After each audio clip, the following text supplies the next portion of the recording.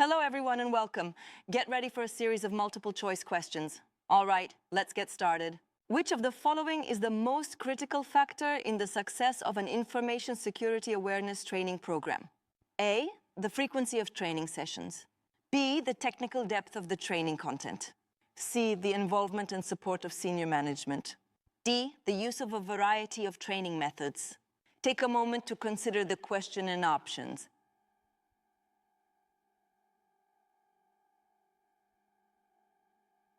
The answer is C. Senior management buy-in and support are crucial for an awareness program's success as they provide the necessary resources, set the tone, and reinforce the importance of security throughout the organization.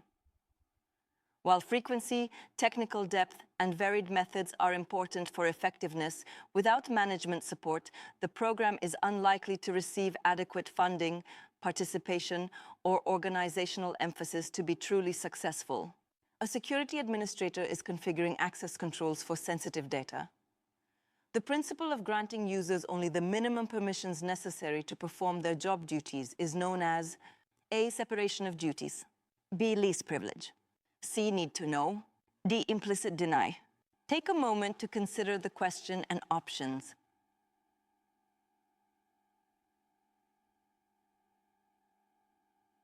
The answer is B.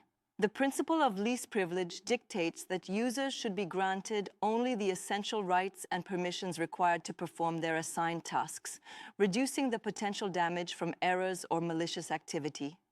Separation of duties prevents one person from completing a critical task alone. Need to know is related but focuses on restricting access based on whether the information is required for a task, rather than the permissions granted. Implicit deny is an access control principle where access is denied unless explicitly permitted. Which security control is primarily designed to protect against insider threats by preventing a single individual from controlling multiple stages of a critical business process? A. Mandatory access control, MAC. B. Two-factor authentication. C. Separation of duties. D. Data loss prevention, DLP. Take a moment to consider the question and options.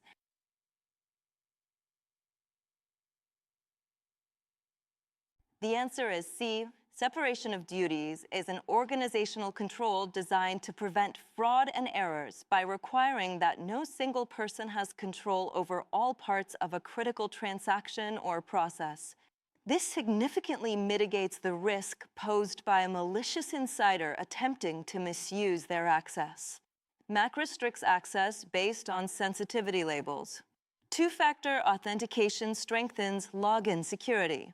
DLP aims to prevent sensitive data from leaving the organization. During a security incident response, which of the following phases focuses on determining the cause of the incident and the vulnerabilities exploited? A. Containment. B. Eradication. C. Recovery. D. Analysis. Take a moment to consider the question and options.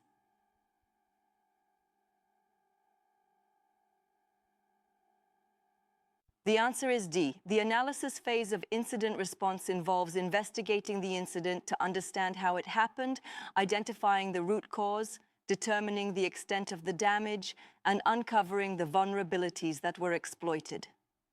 Containment focuses on limiting the spread of the incident. Eradication involves removing the cause of the incident. Recovery focuses on restoring systems and operations. Which cryptographic attack involves an attacker decrypting a message by comparing its ciphertext to the ciphertext of known plaintext messages? A. Chosen plaintext attack. B. Known plaintext attack. C. Ciphertext-only attack. D. Man-in-the-middle attack. Take a moment to consider the question and options.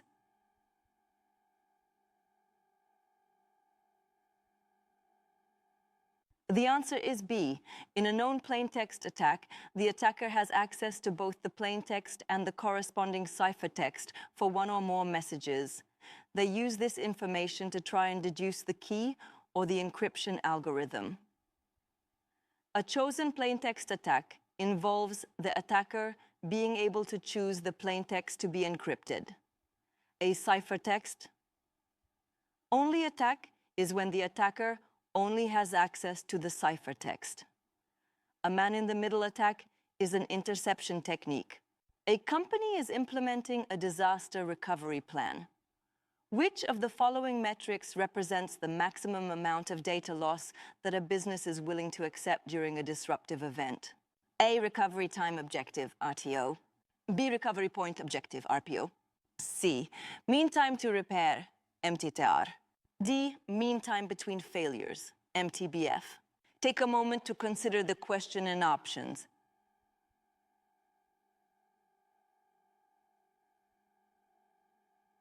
The answer is B. The recovery point objective, RPO, defines the maximum acceptable amount of data that can be lost from a system or service due to an incident. It is measured in time, e.g., 4 hours of data loss. Recovery time. Objective RTO is the target time for restoring a business process after a disruption. MTTR and MTBF are metrics related to system reliability. Which of the following security models is based on mathematical theory and is often used in high-security environments to enforce confidentiality? A. Bell-LaPadula model. B. BIBA model. C. Clark-Wilson model. D. Lattice-based access control. Take a moment to consider the question and options.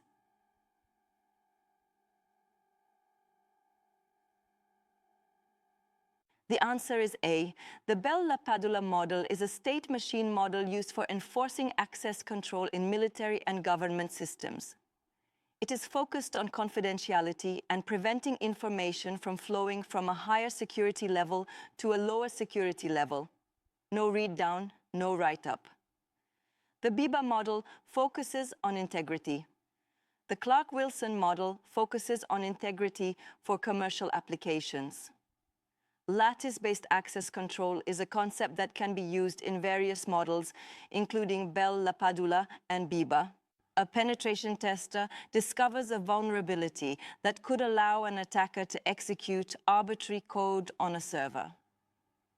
This type of vulnerability represents a threat to which of the following? A. Confidentiality. B. Integrity. C. Availability. D. Confidentiality, integrity, and availability. Take a moment to consider the question and options.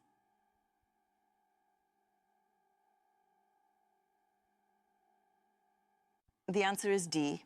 The ability to execute arbitrary code on a server allows an attacker to potentially access, modify, or delete sensitive data, compromising confidentiality and integrity, and could also disrupt the server's operations or make it unavailable to legitimate users, compromising availability. Therefore, this vulnerability is a threat to all 3 pillars of the CIA triad. Which type of security testing is performed without any prior knowledge of the internal workings of the system being tested? A. White box testing. B. Gray box testing. C. Black box testing. D. Static analysis. Take a moment to consider the question and options.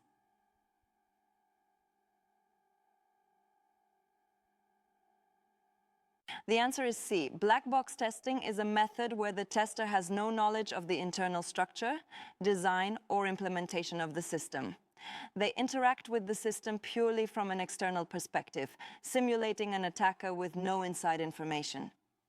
White box testing requires full knowledge of the internal structure. Gray box testing has partial knowledge. Static analysis is a code analysis technique. What is the primary purpose of a Security Information and Event Management (SIEM) system? A. To automatically block all malicious network traffic. B. To provide real-time analysis of security alerts generated by network hardware and applications. C. To encrypt sensitive data at rest and in transit. D. To manage user identities and access permissions. Take a moment to consider the question and options.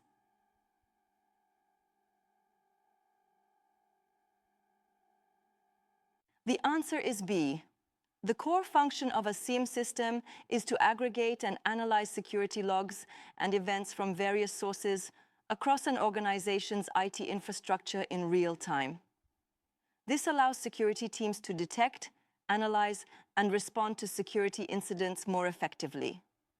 While a SIEM can integrate with other security tools, its primary purpose is not automatic blocking, encryption, or identity management. Enjoyed the video? Want to stay up to date with the latest training? Then make sure to subscribe to our channel. We've got tons more helpful content coming your way. Hit that subscribe button and join our community.